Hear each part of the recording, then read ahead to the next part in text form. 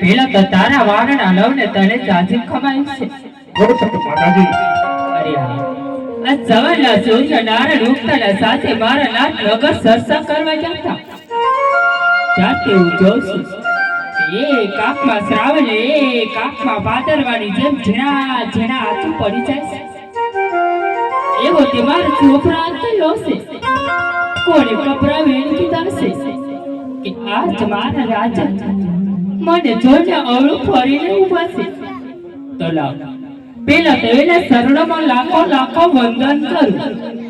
બની શકે તો એના દિલની વાત પૂછું ને અહીંયાનો બોજ હળવો કરાવું.